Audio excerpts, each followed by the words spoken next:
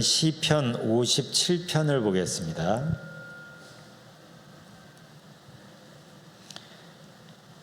시편 57편.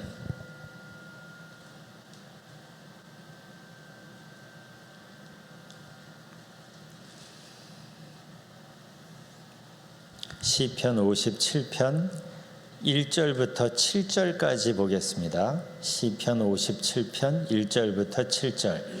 자, 내용을 생각하면서 그 앞에 표제어를 보면 다윗이 사울을 피하여 굴에 있던 때에 라고 되어 있어요. 어떤 상황인지 짐작이 되시죠? 그 굴에서 다윗이 어떻게 기도하고 찬양했는지를 보겠습니다. 함께 읽습니다. 시작. 하나님이여 내게 은혜를 베푸소서. 내게 은혜를 베푸소서. 내 영혼이 주께로 피하되 주의 날개 그늘 아래에서 이 재앙들이 지나기까지 피하리이다. 내가 지존하신 하나님께 부르짖으며 곧 나를 위하여 모든 것을 이루시는 하나님께로다. 그가 하늘에서 보내사 나를 삼키려는 자의 비방에서 나를 구원하실지라. 하나님이 그의 인자와 진리를 보내시리로다. 내 영혼이 사자들 가운데에서 살며 내가 불사르는 자들 중에 누웠으니 곧 사람의 아들들 중에라. 그들의 이는 창과 화살이요 그들의 혀는 날카로운 칼 같도다. 하나님이여 주는 하늘 위에 높이 들리시며 주의 영광이 온 세계 위에 높아지기를 원하나이다. 그들이 내 걸음을 막으려고 그물을 준비하였으니 내 영혼이 억울하도다. 그들이 내 앞에 웅덩이를 팠으나 자기들이 그 중에 빠졌도다. 하나님이여 내 마음이 확정되었고 내 마음이 확정되어 싸우니 내가 노래하고 내가 찬송하리이다. 아멘.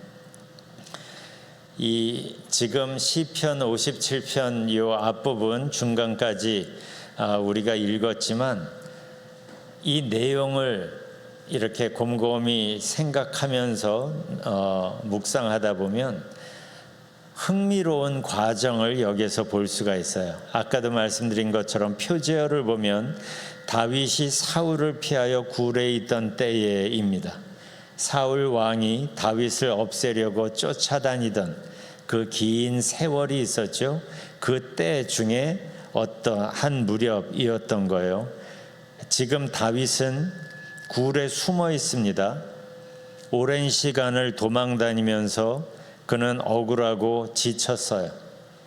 이런 상황이 언제 끝날지 앞이 보이질 않는 거예요. 우리는 언제 끝나는 줄 알지만 지금 이 당시에 다윗은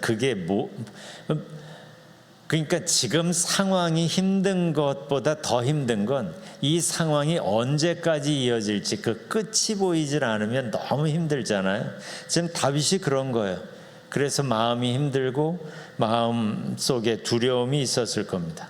이런 상황에서 지금 다윗이 하나님을 간절히 찾는 거예요.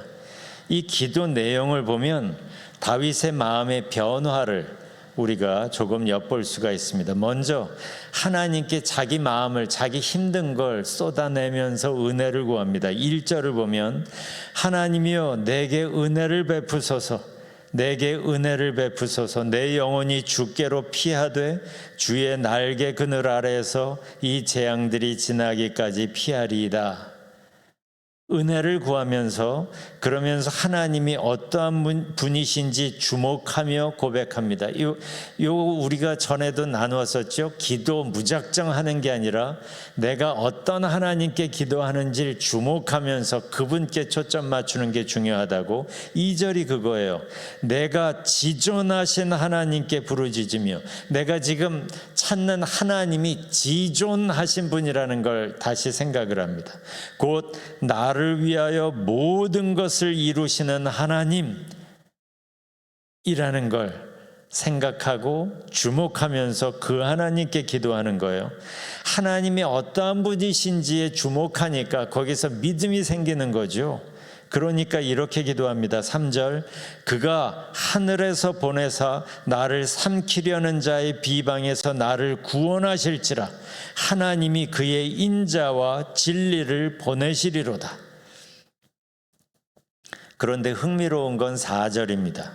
이렇게 기도한다고 해서 마음에서 두려움과 염려가 금방 사라지는 게 아니죠. 우리가 믿음을 사용하여 하나님을 찾고 기도한다고 해도 다시 눈 뜨면 현실이 보여요. 문제가 보여요. 다윗도 마찬가지인 거죠. 그래서 이렇게 고백합니다. 4절, 내 영혼이 사자들 가운데에서 살며 내가 불사르는 자들 중에 누웠으니 곧 사람의 아들들 중에라. 그들의 이는 창과 화살이요 그들의 혀는 날카로운 칼 같도다. 기도는 열심히 하지만 그러나 두려움과 염려가 금방 사라지지는 않습니다. 여전히 그의 마음을 힘들게 합니다. 눈을 뜨면 암울한 현실뿐입니다. 그런데 여기에서 다윗은 믿음을 다시 사용합니다. 자기 감정이 막 요동치게 그냥 내버려 두지 않고 믿음을 사용해서 하나님을 찬양하기로 선택합니다. 이 5절의 찬양은 문제가 해결되어서 찬양이 아니라 문제 중에 문제는 여전히 풀리지 않지만 그러나 하나님께 주목하고 하나님을 찬양합니다. 이 5절이 다윗을 더 특별하게 만드는 거예요. 5절을 하나님이여 주는 하늘 위에 높이 들리시며 주의 영광이 온 세계 위에 높아지기를 원하나이다. 그런데 보세요. 이렇게 찬양했다고 해서 또 마음이 금방 또 편해지지는 않아요. 그렇게 찬양하고 믿음을 사용하여 하나님께 집중해서 그렇다고 해서 이 찬양이 거짓은 아니죠. 온 마음으로 진실로 찬양했지만 찬양이 끝나면 다시 마음이 무거워질 수 있어요. 여전히 현실이 두려울 수 있죠. 다윗도 그랬어요. 그래서 6절을 보십시오. 그들이 내 걸음을 막으려고 그물을 준비하였으니 내 영혼이 억울하도다. 다시 상황을 보면 힘든 거예요. 억울한 거예요. 사울이 왜 그렇게 나를 죽이려고 하는지 다윗은 힘들기도 하지만 억울한 마음이 마음속에 있는 거죠. 여기서 다윗이 뭘 했는지를 또 보십시오. 그 상황에서 힘들고 억울한 상황에서 다시 하나님을 봅니다. 다시 믿음을 사용해서 하나님이 어떻게 하실지를 믿음으로 바라봅니다. 이게 6절 하반절이에요. 6절을 전부 보면 이렇습니다. 6절 처음을 보면 그들이 내 걸음을 막으려고 그물을 준비하였으니 내 영혼이 억울하도다. 그렇지만 여기서 끝나는 게 아니라 이어서 이렇게 기도합니다. 그들이 내 앞에 웅덩이를 팠으나 자기들이 그 중에 빠졌도다. 나를 없애려고 웅덩이를 팠지만 그들이 그 중에 빠졌도다. 여기 빠졌도다는 과거형이잖아요. 그런데 과거에 이런 일이 있었던 것을 회상하는 게 아니라 아직 그런 일은 벌어지지 않았어요. 그런데 이게 히브리 문법의 특이한 표현법인데 그렇게 분명히 될 것을 확신할 때 과거형을 씁니다. 아직 이루어지지는 않았어요. 그렇지만 내 하나님께서 이렇게 하실 거라는 거예요. 그들이 내 앞에 웅덩이를 팠지만 그렇지만 그들이 그 중에 빠지게 되도록 하나님께서 그렇게 하실 거라는 거죠. 내 하나님이 그냥 가만히 있을 뿐이 아니라는 거죠. 그들이 나를 빠뜨리려고 웅덩이를 팠지만 하나님께서 일하셔서 그들이 빠지도록 나를 구원하실 것이라는 믿음의 표현이에요. 여기 보세요. 상황은 바뀌지 않았어요. 그 상황 속에서 하나님이 어떤 하나님이신지를 보고 그 상황 때문에 내 감정 때문에 힘든 게 밀려오지만 그 상황에서 믿음을 사용해서 다시 하나님께서 무엇을 하실지를 믿음으로 바라보는 거예요. 이 믿음 위에서 7절의 고백을 다윗은 합니다. 내 마음이요, 하나님이여, 내 마음이 확정되었고 내 마음이 확정되었사오니 내가 노래하고 내가 찬송하리로다. 지금 상황 속에서 하나님을 바라보면서 내 마음이 확정되었고 내 마음이 확정되었다고 고백을 합니다. 왜 이렇게 확정되었다고 고백합니까? 상황은 아직 바뀌지 않았기 때문이에요. 상황은 여전이고 문제도 여전히 해결되지 않은 상황이지만 그 상황에서 내가 하나님을 믿음으로 바라보겠다고 내 마음을 하나님께 확정한 거예요. 이게 믿음이죠.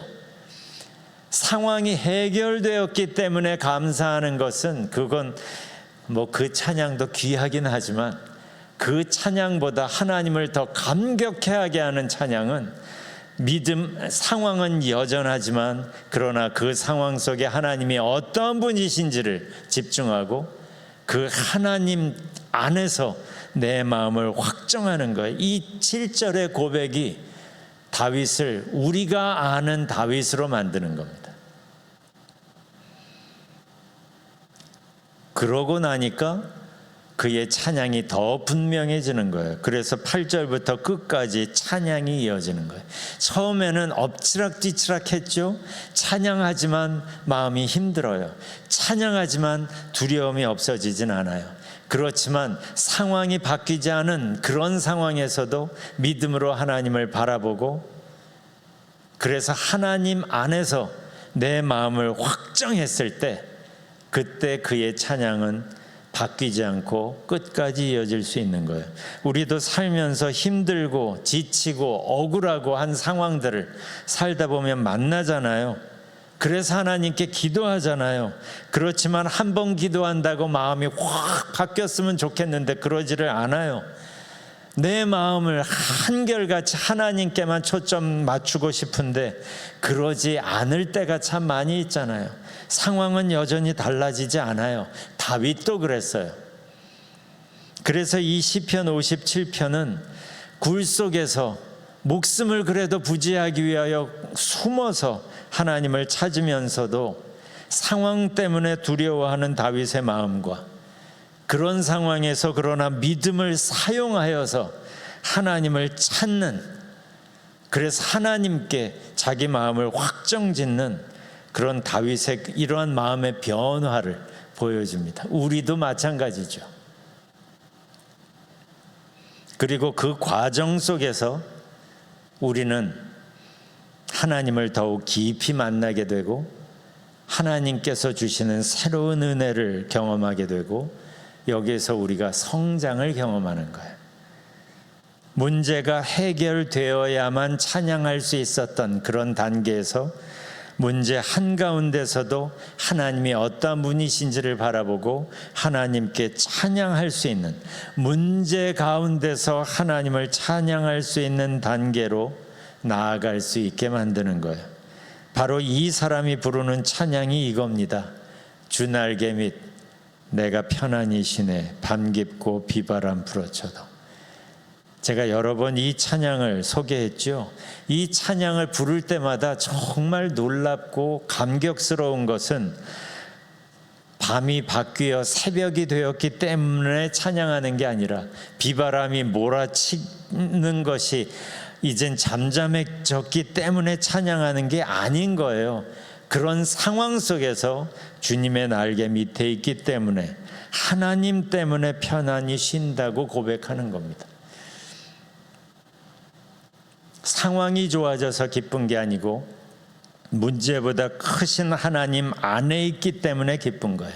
우리의 신앙이 이 단계로 바뀌어 가면 바로 이 사람만이 항상 기뻐할 수 있습니다.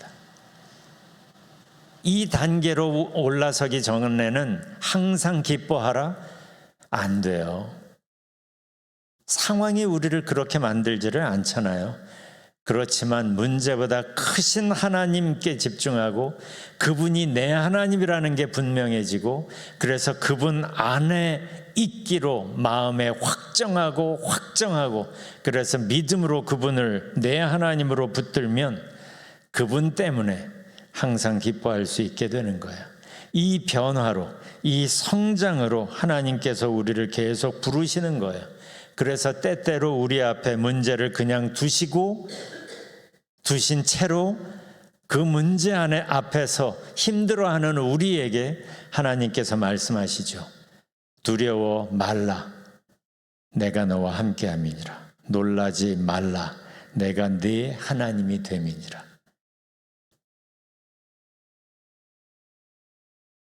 문제 앞에서 하나님 때문에 두려워하지 않을 때, 문제 앞에서 하나님이 내 하나님이라는 것 때문에 내 마음에 든든함이 있을 때, 그때 우리는 믿음의 업그레이드를 경험하게 되는 겁니다.